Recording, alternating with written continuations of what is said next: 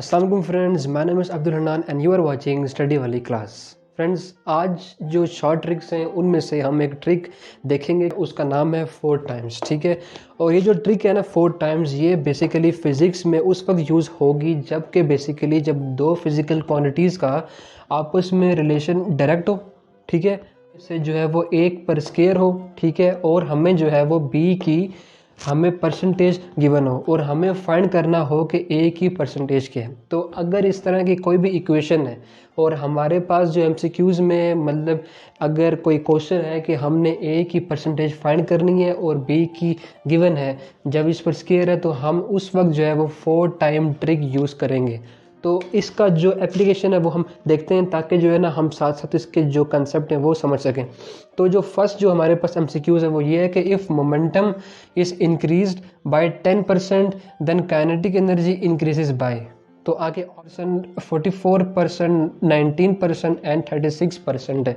तो अब इसमें हमें पता है कि जो इसमें जो क्वेश्चन तो ये है ना कि अगर मोमेंटम को हम 10% इंक्रीज़ करें तो काइनेटिक एनर्जी में कितनी परसेंट इंक्रीज़ होगी।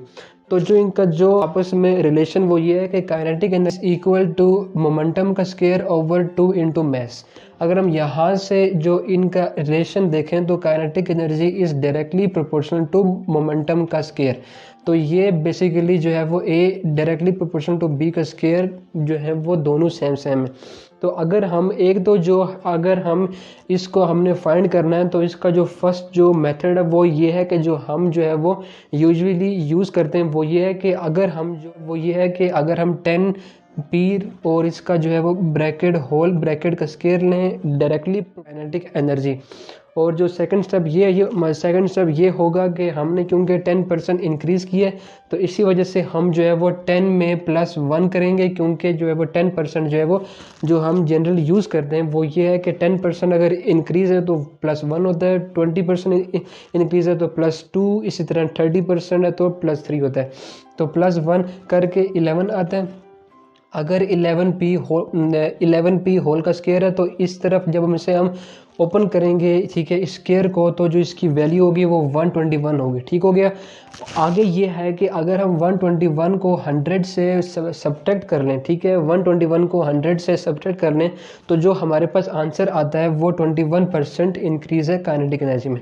अब क्योंकि हमारे पास जो एमसीक्यूज़ हैं आजकल वो मतलब जो भी पेपर है MD-CAD, E-CAD, जिस तरह सेट जो भी हैं, जी है, ठीक है, इनमें क्या है कि हमारे पास टाइम बहुत जो है ना कम होता है तो हमें करना पड़ता है। तो ये जो अगर हम पहले मेथड को यूज़ करेंगे तो हमारा जो वो टाइम बहुत ज़्यादा इसमें सेव भी नहीं होगा। ठीक है, लेकिन अगर हम जो है वो अपने इस मेथड से 4 टाइम से अगर हम इसको सॉल्व करें तो 4 टाइम ये कहता है कि अगर हम जो है वो 4 टाइम, इसका मतलब कि जो परसेंटेज है उसको आपने क्या करना है 4 दफ़ा उसको कुछ यानी कि जो मैथमेटिकल टूल्स को यूज़ करके उसको आपने सॉल्व करना है। तो इसका मतलब ये है कि पहले हमने क्या करना है कि जो 10% है उसको हमने 2 दफ़ा प्लस करना है। ठीक है, उसके बाद प्लस माइनस 10 को 2 मरतबा मल्टीप्लाई करना है और इनको डिवाइड करना है 100 से।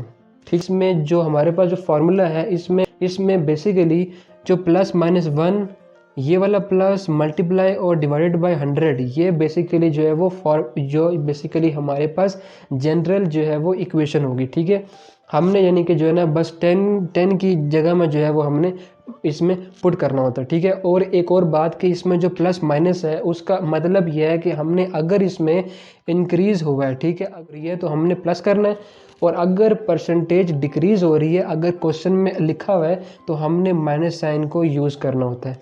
अब अगर इसको सॉल्व करें तो बेसिकली ये जो अगर इसको सिंपलीफाई करें हम तो 0 से कैंसिल होकर जो है वो 1 रह जाएगा, और अगर हम 10 + 10 20 होगा और +1% इंक्रीज़ होगा। तो देखिए आप खुद के हमने बहुत आसानी से सॉल्व कर लिया। ठीक है, इसी तरह हम जो अपनी जो नेक्स्ट जो हमारे पास एमसीक्यूज़ है वो अगर हम देखें तो if initial velocity of projectile increased by 20% then range is. ठीक है, अगर हम इनिशियल वेलोसिटी जो है प्रोजेक्टाइल की उसको हमने 20% से इंक्रीज़ किया तो रेंज क्या होगी। और इसमें जो गिवन तो इसमें जो आंसर था 21%, तो अगर हम देखें तो इसमें अल्फ़ा हमारे पास 21% है। ठीक है, इसी तरह यहाँ पर हमारे पास जो ऑप्शन है वो 44%, 20%, 69% एंड 36% है। ठीक है। अगर हम इसका जो फार्मूला है वो देखें तो रेंज जो है वो जो रेंज का फार्मूला है वो ये है कि range is equal to initial velocity का स्क्वायर साइन थीटा होल का स्क्वायर डिवाइडेड बाय जी, ठीक है। अब इसमें से हम अगर रेंज और इनिशियल वेलोसिटी का रिलेशन देखें तो range directly proportional to initial velocity, basically A directly proportional to B का स्क्वायर, ये सेम बनते हैं, ठीक है। अब अगर हम इसमें देखें तो क्योंकि ये बेसिकली सेम है तो वही हमने अपना जो फार्मूला था वो हमने अप्लाई करना है। तो 4 टाइम्स है, इसका मतलब कि इसमें 20% हमारे पास जो नंबर है उसको पहले हमने 2 दफ़ा प्लस किया, फिर हमने 2 मरतबा इनको मल्टीप्लाई किया, डिवाइड किया 100 से, और हमने यहाँ जो है वो प्लस किया यूज़, क्यों? क्योंकि जो क्वेश्चन में जो है वो इंक्रीज़ का क्वेश्चन जो है ना वो लिखा हुआ था, ठीक है। 20 + 20 40 होता है, और 20 × 20 अगर हम इसको सिंप्लीफाई से कैंसिल होकर जो है वो 4 होगा, और 40 + 4 44% रेंज हमारे पास जो है वो इसका आंसर होगा, तो जो कि अल्फ़ा हमारे पास करेक्ट आंसर होगा। तो देखें आपकी कितना जो है ना आसानी से आप जो है वो इस तरह के करते हैं, ठीक है। अगर हम थर्ड देखें तो if voltage is decreased by 30% then power dissipation cross resistor is, अगर हम वोल्टेज को 30% डिक्रीज़ करें तो पावर डिसिपेशन की परसेंटेज कितनी डिक्रीज़ होगी। पहले इसमें जो फार्मूला अगर हम देखें तो P power is equal to voltage into current, ठीक है। अगर हम ओहम्स लॉ में से अगर हम इस फार्मूला में पुट करें, ठीक है, I is equal to V/R, तो ये होगा P is equal to V²/R, और इसमें से जो पावर और वोल्टेज का अगर हम रिलेशन देखें तो power is directly proportional to voltage का स्क्वायर, ठीक है। इसीलिए तो ये यहाँ तक हो गया। तो अब अगर हम 30% डिक्रीज़ हुए तो पहले तो हमने क्या करना है कि 30 + 30 किया और 30 को मल्टीप्लाई किया, डिवाइड किया 100 से, ठीक है। इन दो से उनको कैंसिल कर लिया, ठीक है, और 3 × 3 9 हो गया, और इसका 30 + 30 60 हो गया। लेकिन क्वेश्चन में यहाँ डिक्रीज़ का हमें बताया हुआ है, इसलिए हमने यहाँ ऐड नहीं करना, इनको हमने करना है, ठीक है। तो इसी वजह से 60 - 9 51% मोमेंट जो पावर है वो डिक्रीज़ होगी उसमें परसेंटेज। तो इसी तरह जो लास्ट क्वेश्चन वो ये है कि if an voltage is decrease by 40% then energy stored in a capacitor will be, इसमें है कि अगर वोल्टेज जो है वो अगर हम 40% डिक्रीज़ करें तो जो कैपेसिटर में जो एनर्जी स्टोर्ड है वो कितनी परसेंट डिक्रीज़ होगी।